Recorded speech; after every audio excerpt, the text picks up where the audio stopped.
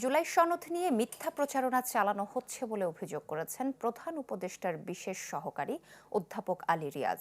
সকালে গণভোট প্রচার কর্মসূচির অংশ হিসেবে চট্টগ্রাম জেলা স্টেডিয়ামে ইমাম সম্মেলনে তিনি বলেন, সংবিধানের দোহাই দিয়ে পতিত স্বৈরাচার সরকার স্বেচ্ছাচারিতা কায়েম করেছে, তাই সংবিধানে বিশেষ জায়গাগুলোতে সংশোধন প্রয়োজন। এজন্য ৫৪ বছর পর সুযোগ এসেছে, কিন্তু এই প্রচেষ্টা বানচাল করতে মিথ্যা প্রচারণা চলছে। গণভোটে হ্যাঁ এর পক্ষে প্রচারণা চালাতে কোনো আইনি বাধা নেই বলেও জানান তিনি।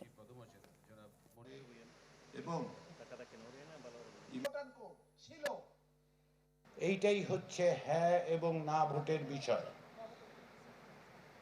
এইটাই হচ্ছে নির্ধারণ করা যে আপনি একটা ভবিষ্যতের বাংলাদেশ চান কিনা, যেই বাংলাদেশে ইনসাফ হবে ভিত্তি, যার প্রতিশ্রুতি 1971 সালের মুক্তিযুদ্ধের মধ্যে ছিল, যার প্রতিশ্রুতি 2024 সালের গণ অভ্যুত্থানের মধ্যে ছিল। সেই রাষ্ট্রের ভিত্তি কেমন হবে, কি থাকবে, তারই দলিল হচ্ছে জুলাই জাতীয় সনদ।